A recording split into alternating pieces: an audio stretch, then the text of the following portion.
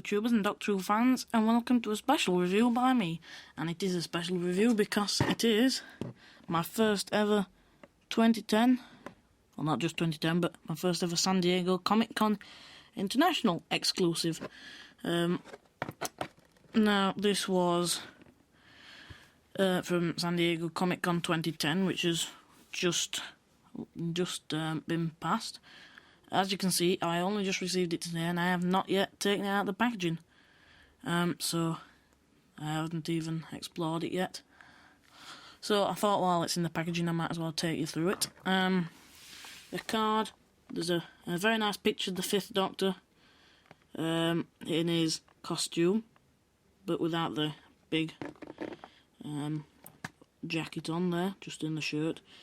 1982, which was the date of the episode. The 5th Doctor,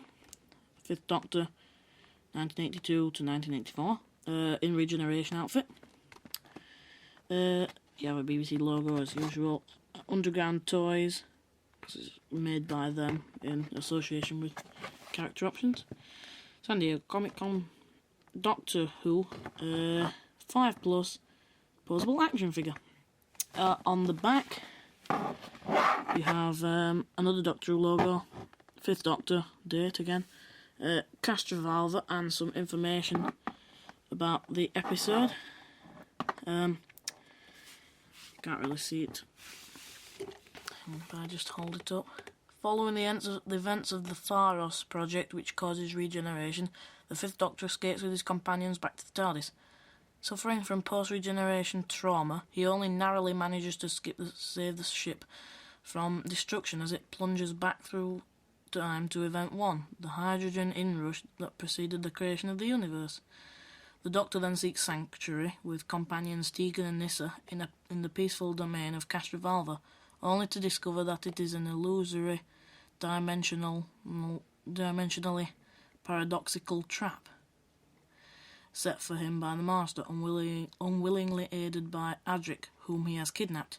The Doctor eventually wins the day by enlisting the help of the castrovalvan people, whom, although part of the Master's creation, are nevertheless able to exercise free will. At the bottom, you have the dates of all the Doctors, exclusive for Comic Con 2010. The picture from the front, this time with the background from the actual picture. The logos and information, Underground Toys, more, copyright, and the BBC.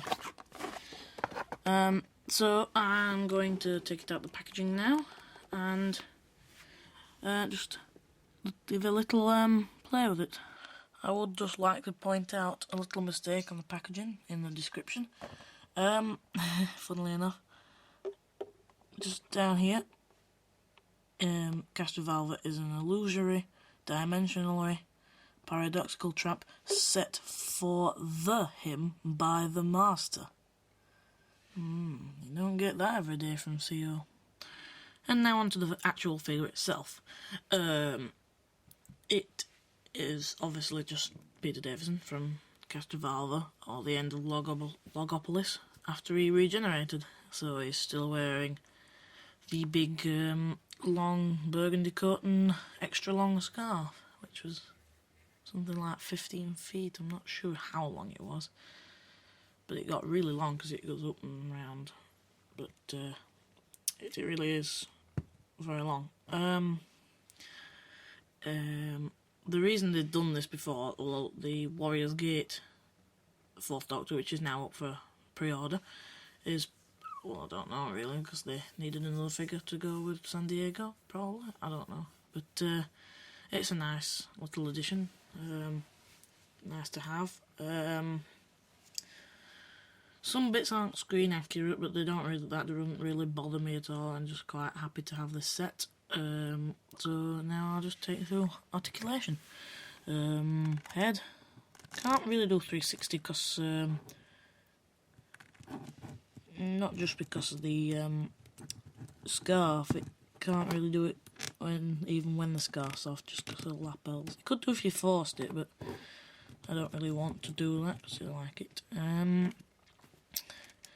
Shoulders, do a 360. The biceps can do a 360. Articulation at the elbow. The wrists, obviously, do a 360.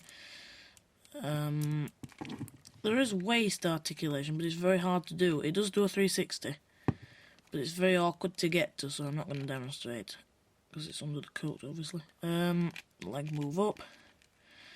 No thigh articulation, and that's because, well, knee articulation, and that's because the boot can do a 360.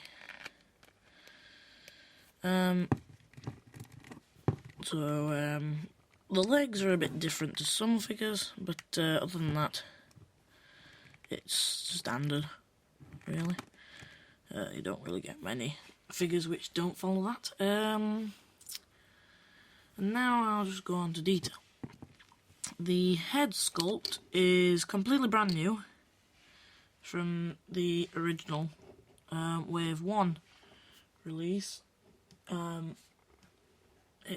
Because it makes him look a bit younger, gives him a bit more hair. If I just...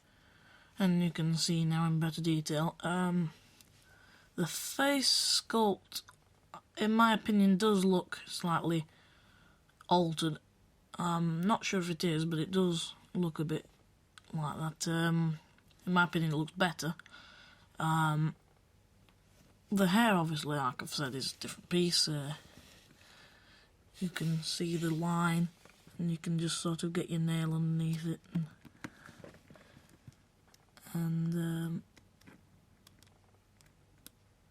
it's got all very dark all of a sudden on the filming set. So, I hope it doesn't hinder the film. So, yeah, it's a separate piece compared to that one, which was just sort of moulded straight onto the head, or sculpted with the headpiece. So, finally, I'll do about his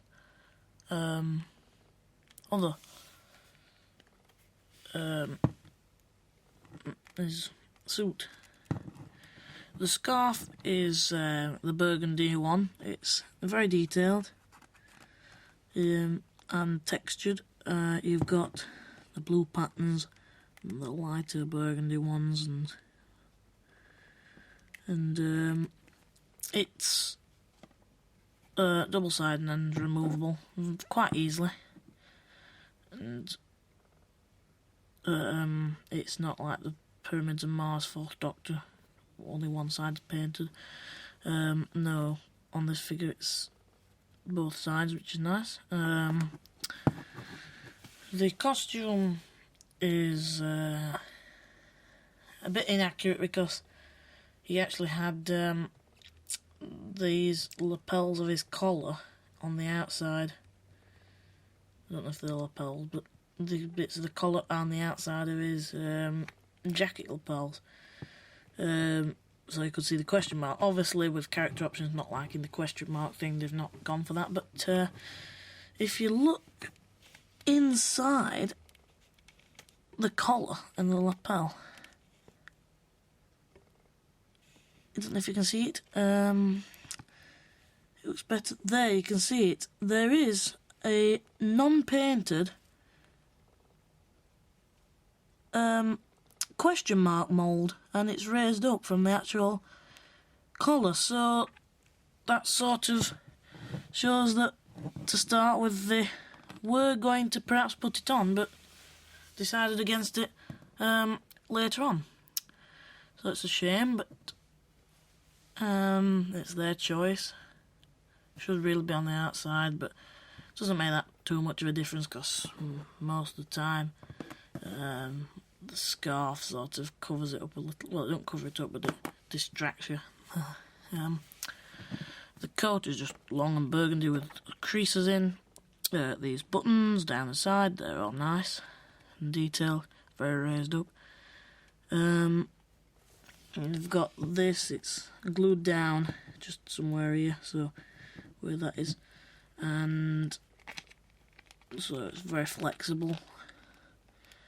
The trousers, again, are burgundy, The shirt is just plain white with button details. It's nice that where the boots, which are brown, and they're given a dusty look, which is very nice, with sort of grass stains on the bottom. I'll get onto that in a minute, but it's really nice how the trousers look really baggy and then they shrink and go into the boots, which is really nice. In the actual episode though, the original, as Batman March pointed out, the original costume for Tom Baker for the season 18 was all this and shoes and socks. And he wore the shoes and the shoes and socks for 2 episodes, I think. And I don't know why I didn't like them or something, but he brought in some boots and started wearing them, and I don't know what happened to the boots. Maybe he took them back home or something happened to him, but for the castrovalva, his shoes regenerated from boots into shoes and socks. As in the famous scene, the infamous scene where he's running around the TARDIS, unravelling the scarf to find his way. So that's the thing. Back onto the mud stains. On the back is quite a bit of grass stains on the from the shoulders down, on the back of the arms and the back. I doubt you would get grass stains from falling from a great height, as Batman March thinks, but maybe he slipped a bit when he was in the mud, or the mud was wet, but it sort of adds that little bit of detail, which is always nice. Annoying thing about this is in the back of the hair there is a dimple, and that is because the scarf fits in there nice and snug, just slots in.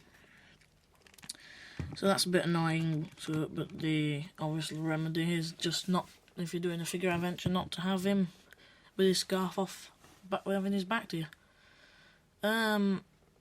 So, to summarise, it's a nice figure. A little bit annoying now they brought out the Logopolis. No, I keep saying Logopolis. Warrior's Gate 4th Doctor with K9, because you would have thought they'd have just brought out a regeneration one with the new head sculpt and this head sculpt swappable.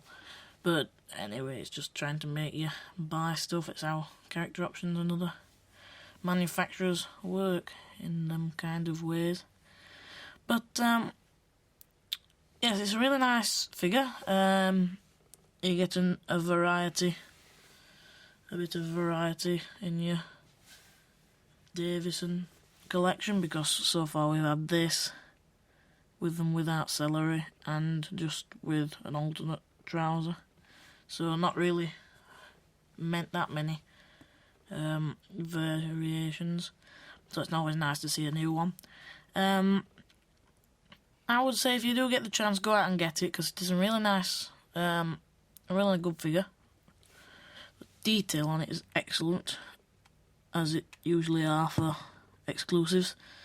And yeah, just go out and buy it. I would really recommend it. So thank you all for watching.